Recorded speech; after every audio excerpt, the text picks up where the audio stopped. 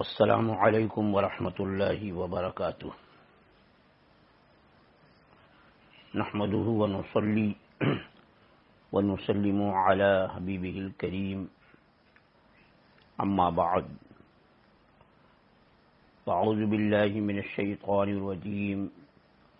بسم اللہ الرحمن الرحیم، اهدنا الصراط المستقیم صراط الذین انعمت علیہم،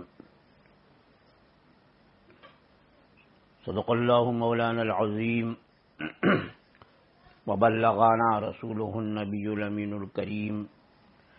ونحن على ذلك لمن الشاہدین والشاکرین والحمد للہ رب العالمین۔ انتہائی عقیدت و محبت کے ساتھ بارگاہ رسالت میں درود و سلام کا نذرانہ محبت پیش کر لیجیے۔ اللہم صلی علی سیدنا و مولانا محمد معدن الجود والکرم وآلہ الکرام وابنہ الکریم وبارک وسلم صلاۃ و سلاما علیک یا سیدی یا رسول اللہ صلی اللہ تعالی علیہ وسلم۔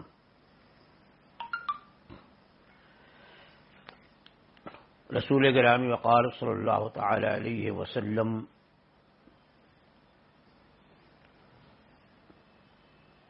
تمام انبیاء و مرسلین علیہم الصلاۃ والتسلیم کے اخیر میں اس خاکدان گیتی میں جلوہ فرما ہوئے آپ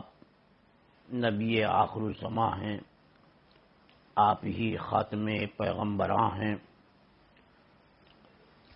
آپ کے بعد اب کوئی نبی پیدا نہ ہوگا، یہاں تک کہ حضرت سیدنا عیسیٰ علی نبینا وعلیہ السلام اخیر زمانے میں جب آسمان سے اس روئے زمین پر جلوہ فرما ہوں گے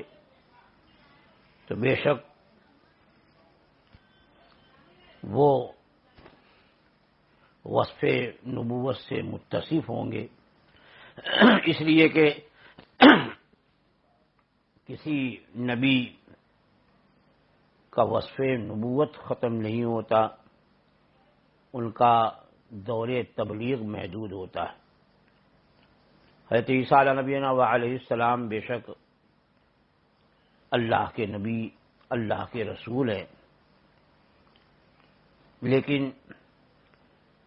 آخر زمانے میں جب وہ اس خاکدان گیتی پہ جلوہ فرما ہوں گے تو رسول اکرم سید عالم صلی اللہ تعالی علیہ وسلم ہی کی شریعت مطہرہ کا اتباع فرمائیں گے اور اسی کی تبلیغ فرمائیں گے۔ تو سرکار خاتم النبیین ہیں،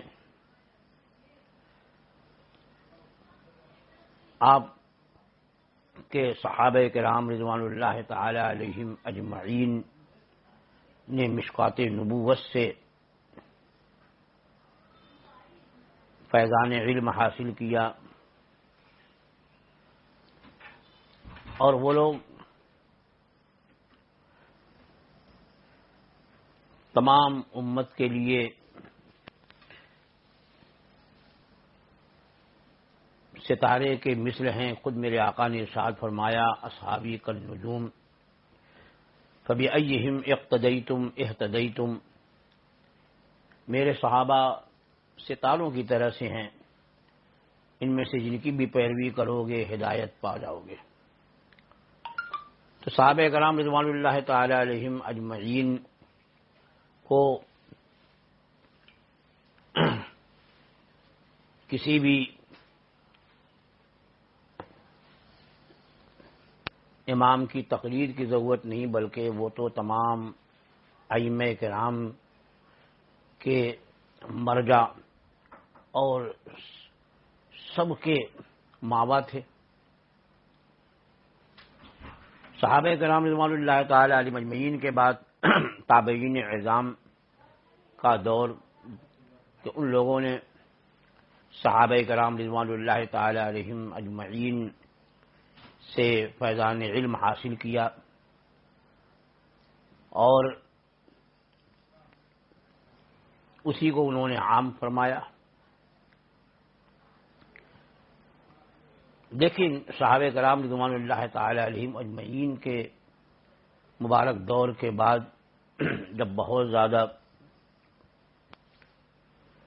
واقعات نئے نئے پیش آنے لگے، نئے نئے حادثات ہونے لگے اور ضرورت ہوئی کہ قرآن مجید، احادیث کریمہ اور اقوال صحابہ سے مسائل کا استنباط کیا جائے، کیونکہ ہر ایک کے پاس نہ تو اتنا علم ہے اور نہ ہی اتنی عقل و سمجھ ہے کہ وہ بذات خود قرآن مجید اور احادیث کریمہ سے مسائل کا استنباط کر سکے. اس سلسلے میں جنہوں نے سب سے پہلے پیش رفت فرمائی وہ ہیں حضرت سیدنا امام اعظم ابو حنیفہ رضی اللہ تعالی عنہ. انہوں نے اس ضرورت کو محسوس فرمایا اور قرآن مجید، احادیث کریمہ اور اقوال صحابہ کرام سے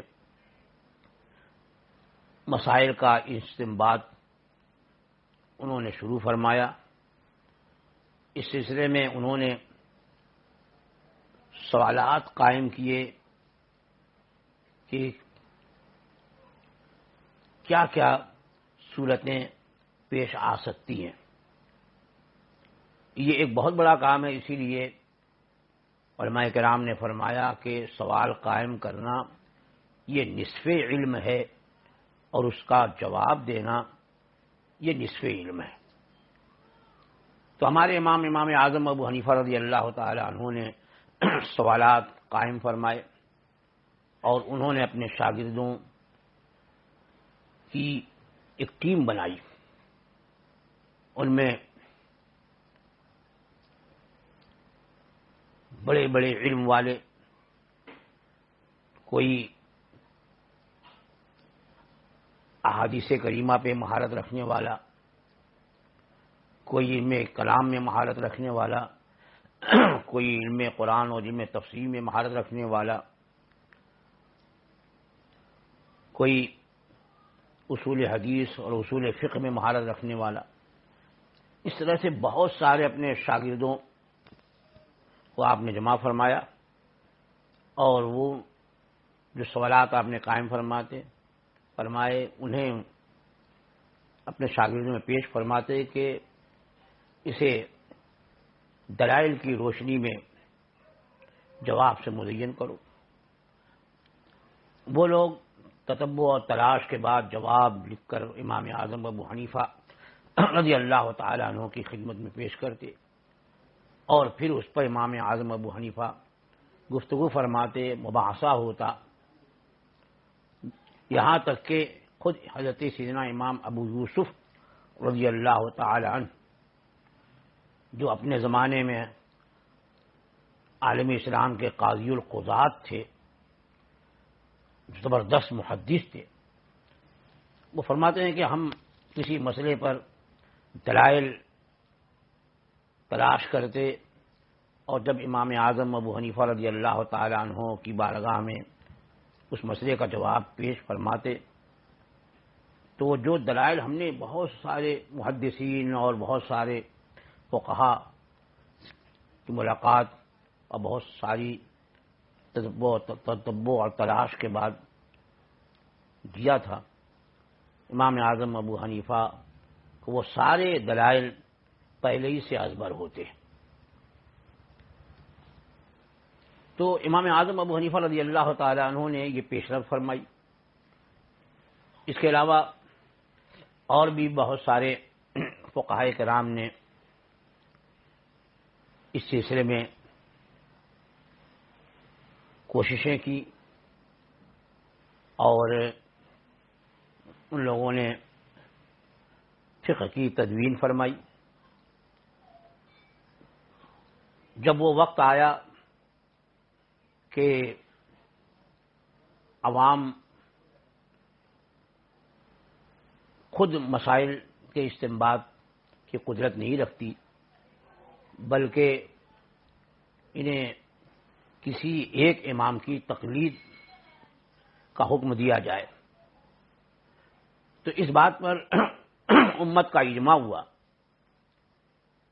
کہ سارے فقہائے کرام میں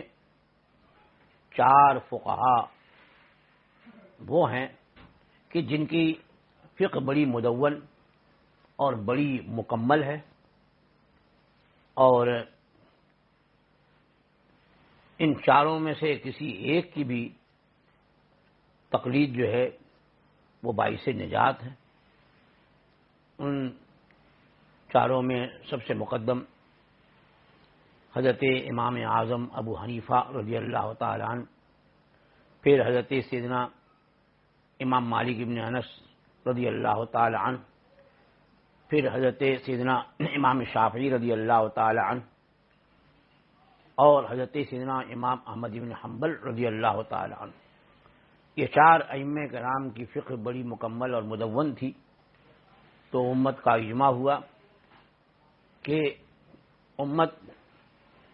ان 4 ائمہ کرام میں سے کسی ایک کی تقلید کرے، ان پر ان میں سے کسی ایک کی تقلید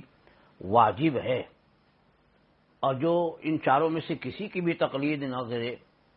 وہ ضال اور مضل ہے. اور 2 صدی کے بعد سے امت کا یہی اجماع رہا، اور آج بھی جو اہل سنت و جماعت ہیں انہی 4 میں سے کسی نہ کسی ایک امام کی وہ پیروی کرتے ہیں، اور انہی کے لیے نجات اور انہی کے لیے نور اور انہی کے لیے ہدایت ہے. تو ہمارے امام اعظم ابو حنیفہ رضی اللہ تعالی عنہ، جن کی عظمت، جن کی فقاہت اور جن کے تبحر علمی کا بڑے بڑے فقہائے کرام نے اعتراف کیا، یہاں تک کہ حضرت سیدنا امام شافعی رضی اللہ تعالی عنہ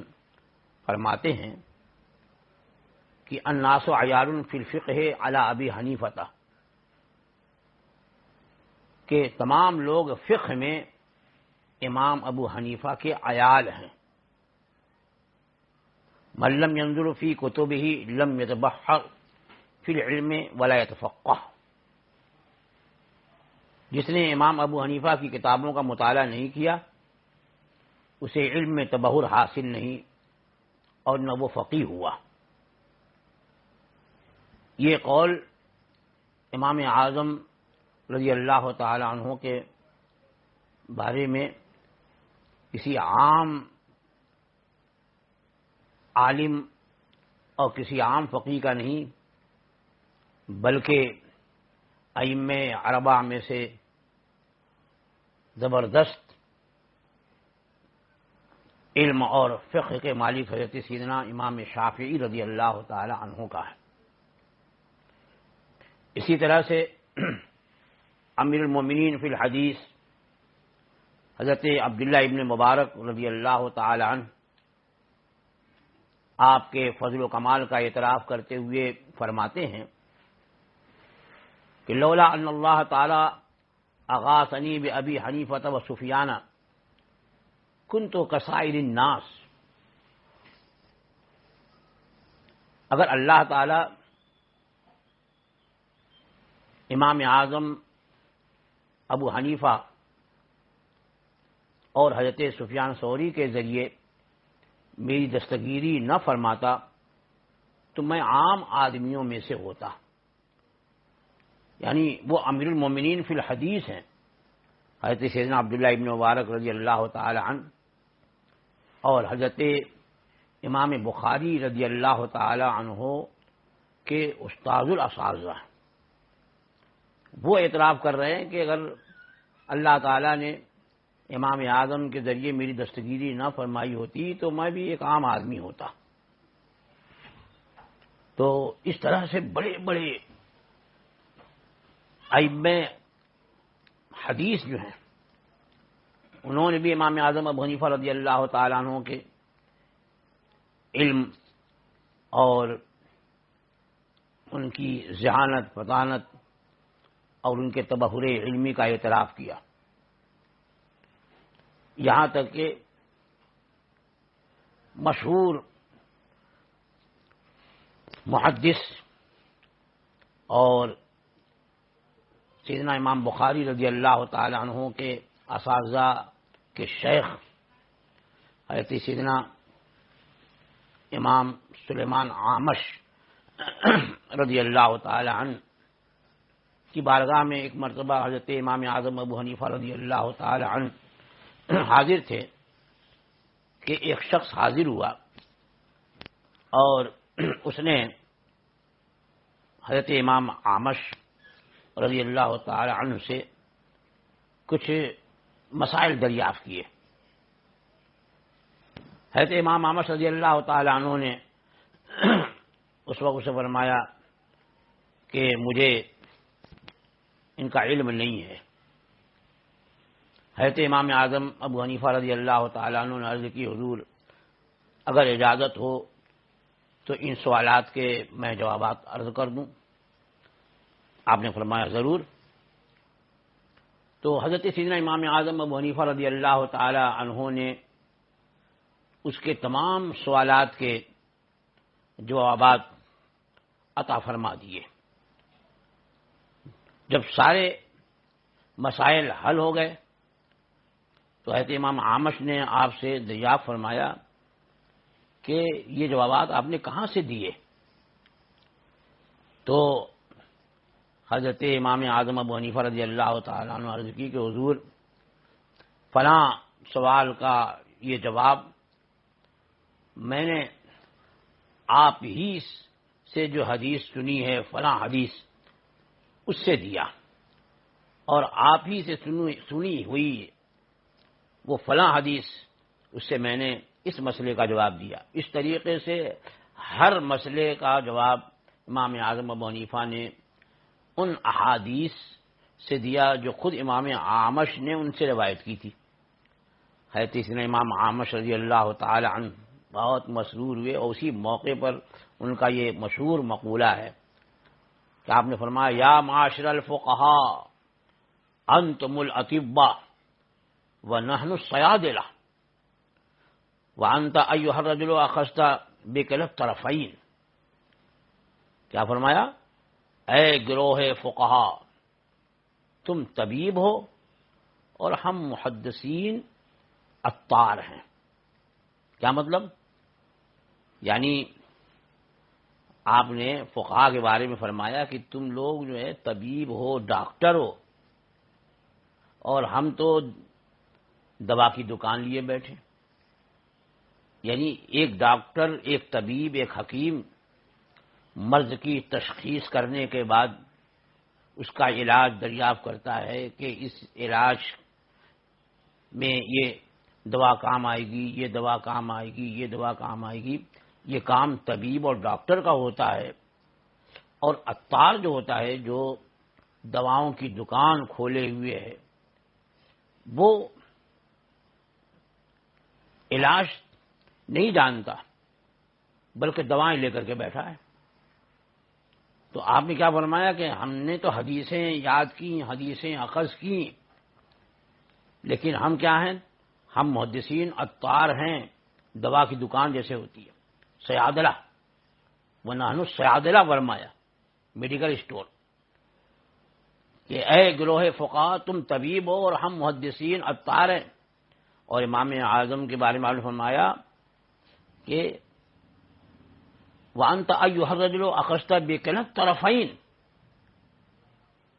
اور آپ نے تو دونوں حاصل کر لیا، یعنی آپ محدث بھی ہیں اور آپ فقیہ بھی ہیں،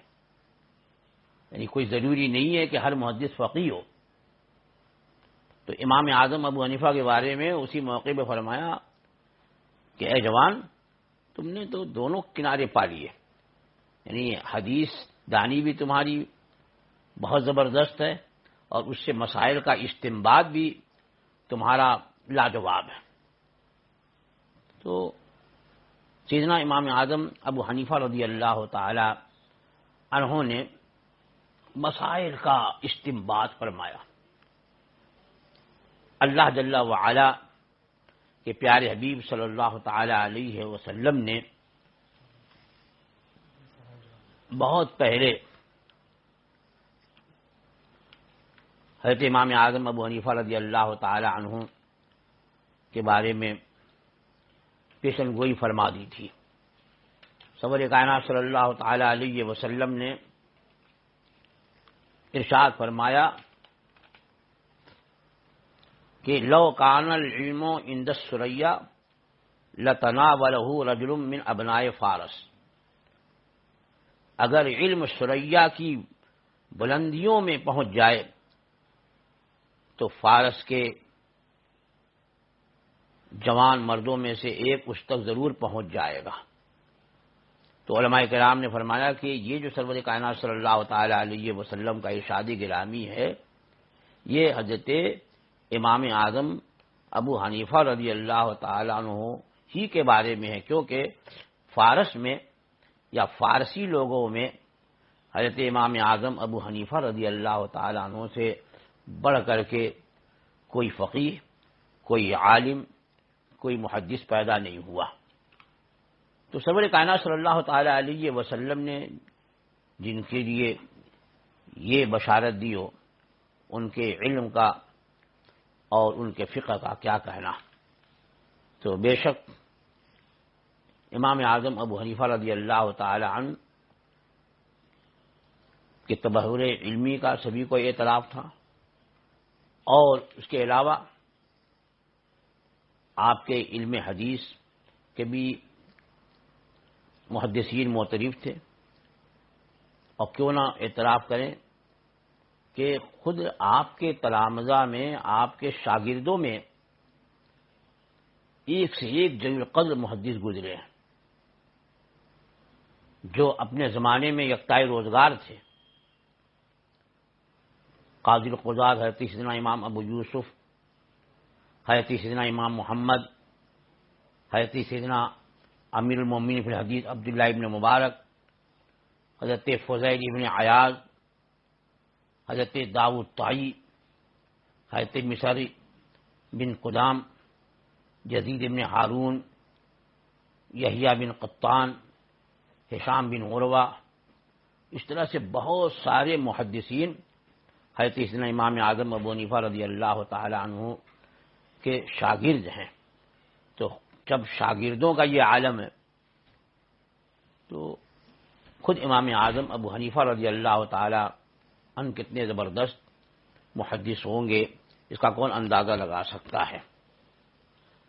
اس کے ساتھ ہی ساتھ امام اعظم ابو حنیفہ رضی اللہ تعالی عنہ کو اللہ جل وعلا نے وہ ذہانت اور وہ جودت طبع عطا فرمائی کہ بڑے بڑے مشکل سے مشکل مسئلے کے حل میں جہاں لوگ عاجز رہ جاتے، حضرت امام اعظم ابو حنیفہ رضی اللہ تعالی عنہ فوری طور پر اس کا حل پیش فرما دیتے ہیں۔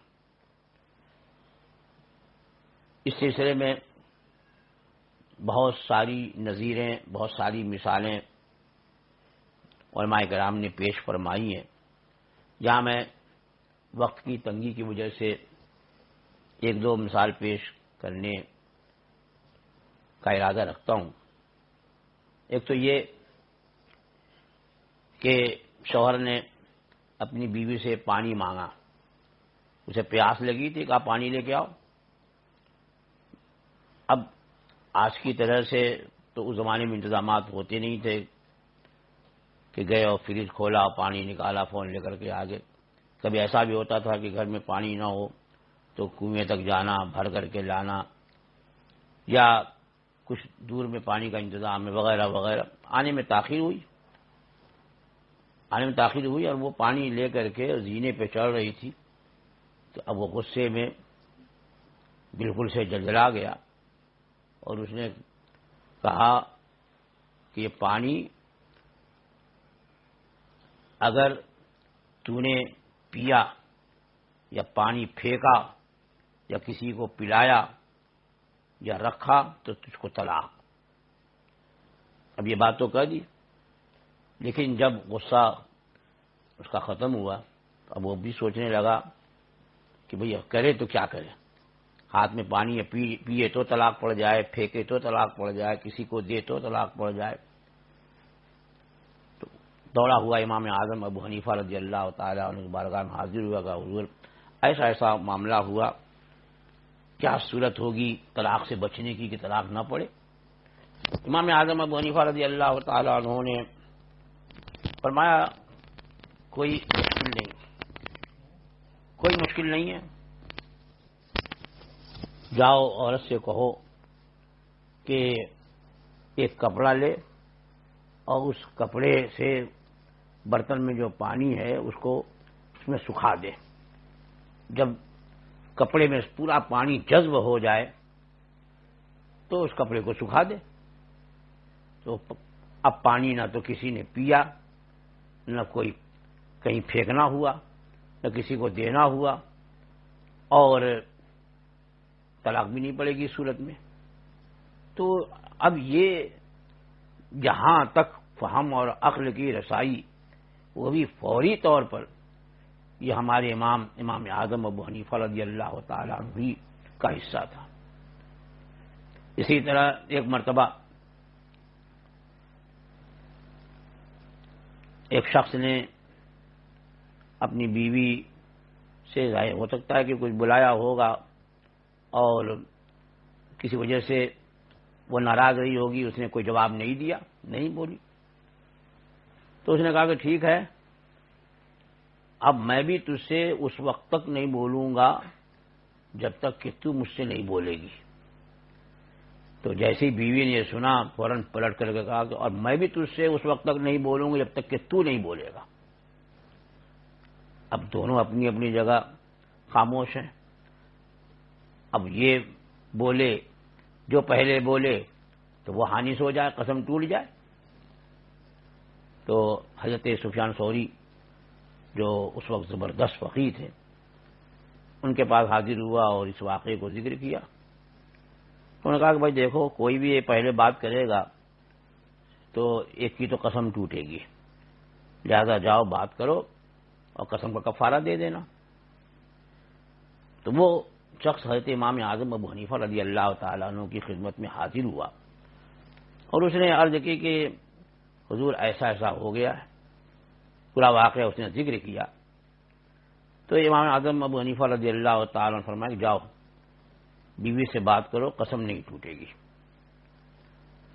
وہ چلا گیا، بات کی. جب یہ بات حضرت سفیان ثوری رضی اللہ تعالیٰ عنہ کو معلوم ہوئی تو انہوں نے فرمایا کہ ابو حنیفہ لوگوں کو گمراہ کرتے ہیں، غلط مسئلہ بتاتے ہیں. ملاقات ہوئی امام اعظم ابو حنیفہ سے، سفیان ثوری نے کہا کہ تم لوگوں کو غلط مسئلہ بتاتے ہو، لوگوں کو حانث بناتے ہو. کہا کیا ہوا؟ کہا اس شخص نے قسم کھائی تھی کہ اپنی بیوی سے کے بارے میں کہ جب تک تو نہیں بولے گی میں نہیں بولوں گا، اور بیوی نے بھی قسم کھا لی کہ جب تک تو نہیں بولے گا میں بھی نہیں بولوں گی تجھ سے.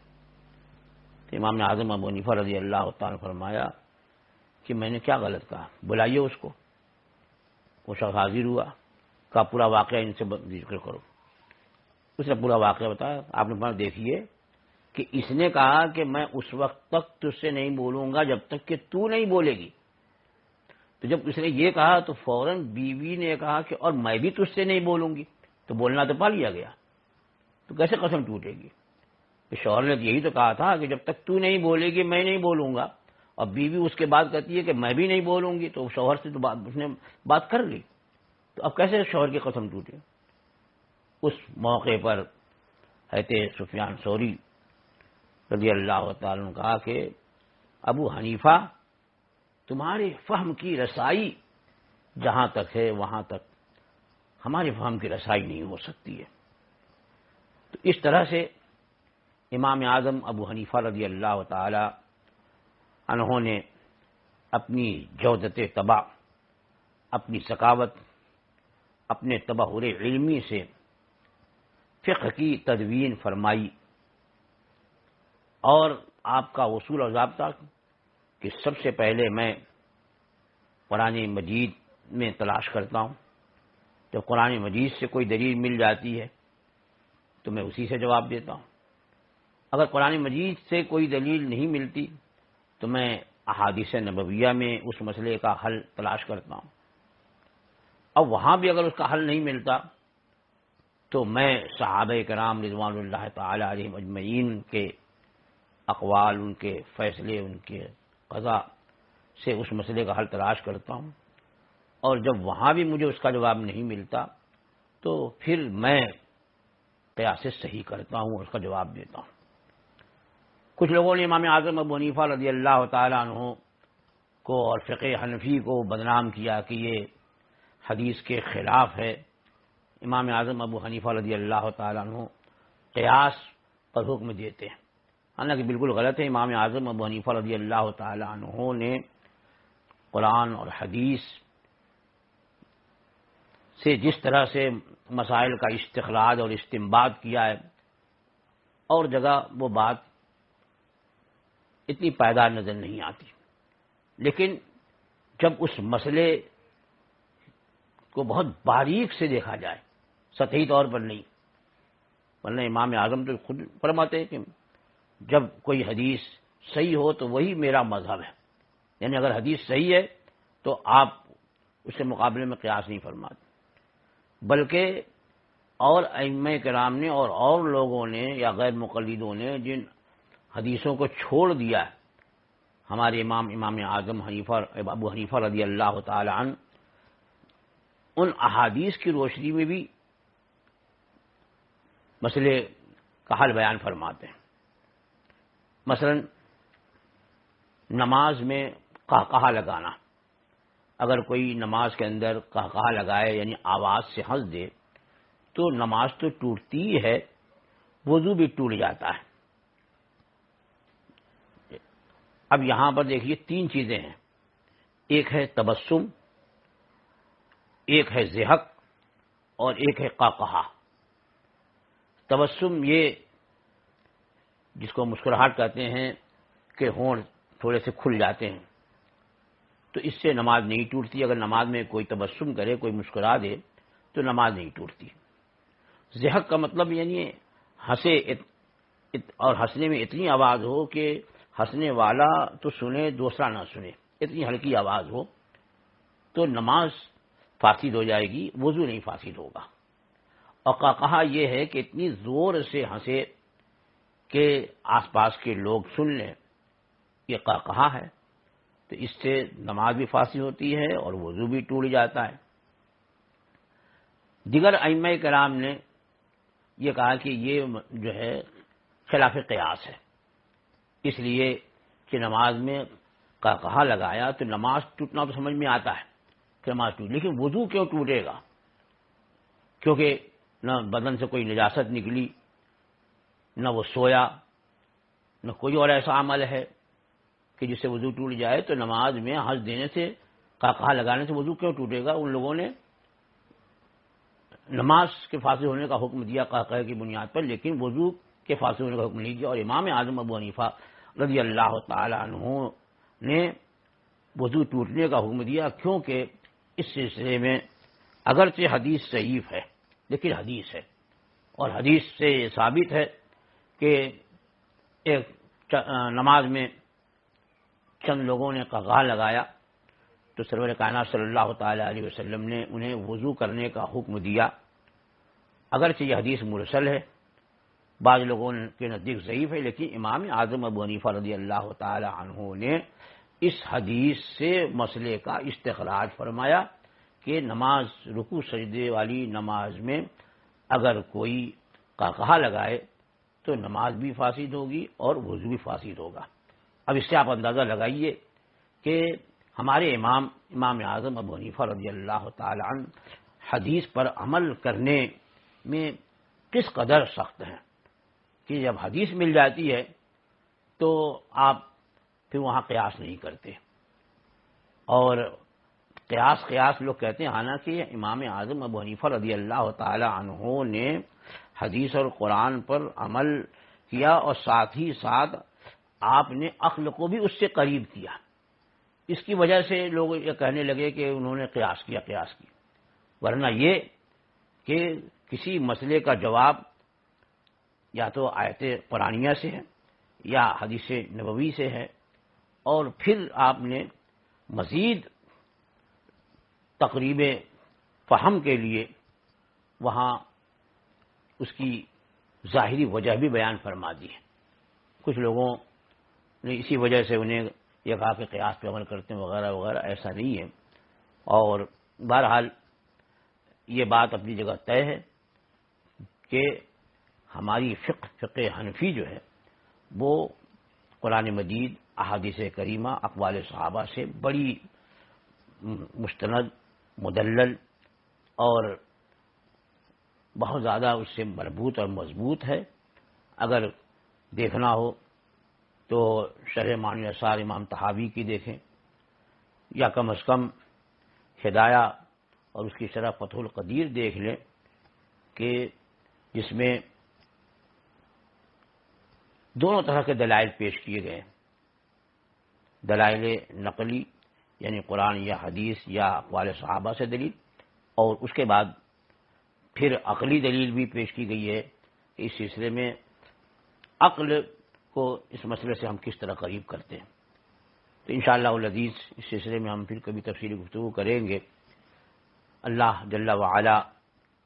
ہمارے امام اعظم ابو حنیفہ رضی اللہ تعالی عنہ کی قبر مبارک پر بے شمار برکتوں کا نزول فرمائے۔ اور ایک بات بتا دوں کہ حضرت امام اعظم ابو حنیفہ رضی اللہ تعالی عنہ کی قبر انور، آپ کا مزار پاک جو ہے، یہ دعاؤں کی قبولیت کے لیے تیر بہدف ہے۔ اسی لیے خود حضرت امام شافعی رضی اللہ تعالی عنہ جب کسی مشکل مسئلہ ان کو درپیش ہوتا تو وہ جاتے امام اعظم ابو حنیفہ رضی اللہ تعالی عنہ مزار پاک پر، وہاں 2 رکعت نفل نماز پڑھتے، اور اس کے بعد صاحب مزار کی طرف توجہ فرماتے اور فرماتے ہیں کہ یہاں سے مشکل مسئلے کا حل مجھے نصیب ہو جاتا ہے، اور بڑی قدر کرتے امام اعظم ابو حنیفہ رضی اللہ تعالی عنہ کے قبر انور پہ جاتے تو وہاں آپ نے فجر میں قنوت بھی نہیں پڑھی اور رفع یدین بھی نہیں کیا۔ لوگوں نے ان سے پوچھا کہ آپ کا مذہب تو یہ ہے کہ فجر کی نماز میں قنوت پڑھی جائے دوسری رکعت میں، اور رکوع میں جاتے ہوئے اور اٹھتے ہوئے رفع یدین کیا جائے، تو یہاں نہیں کیا۔